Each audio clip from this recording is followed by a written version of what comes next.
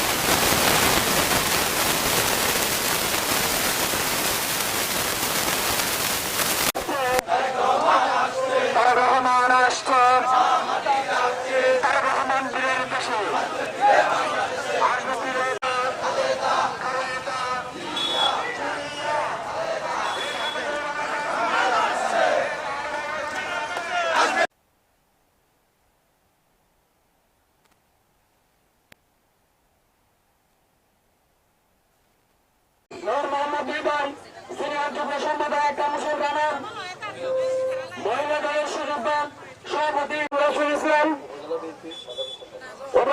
উপজেলা বিএনপির সুযোগ্য সাধারণ সম্পাদক আজিজুর রহমান, জেলা শ্রমিক দলের সাধারণ সম্পাদক রুহুল উদ্দিন।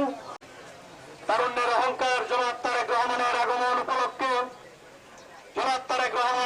আগমন উপলক্ষে স্বাগত জানিয়ে আজকের এই মিছিলটি প্রত্যয়, আনন্দ ও গণতন্ত্রের পথে এক অগ্রযাত্রা।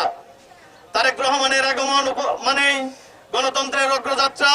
তারেক রহমানের আগমন মানেই স্বৈরতন্ত্রের শেষ পরিণতি এবং নতুন করে গণতন্ত্র উদ্দোলিত হবে সারা বাংলাদেশে। সারা বাংলাদেশ হাসছে। আগামী 25শে ডিসেম্বর তারেক রহমানের আগমন উপলক্ষে সারা বাংলাদেশের প্রতিটি ঘরে আনন্দের জোয়ার বইছে।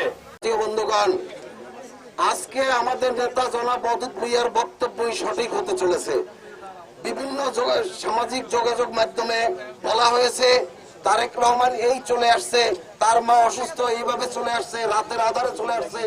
কিন্তু অদূত ভূঁইয়া বলেছিল পীরের বেশে বাংলাদেশে আসবে এবং বাংলাদেশে গণতন্ত্র প্রতিষ্ঠা হবে।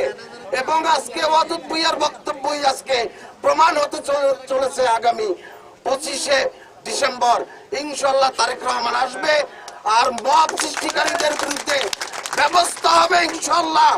বাংলাদেশে কোনো মব থাকতে দেওয়া হবে না, এখানে গণতন্ত্র প্রতিষ্ঠা হবে। আমরা গণতন্ত্রে বিশ্বাসী, বিএনপি গণতন্ত্রে বিশ্বাসী। তারেক রহমানকে স্বাগতম। অদূত ভূঁইয়ার পক্ষ থেকে আপনি জনাব তারেক রহমানকে অভিনন্দন।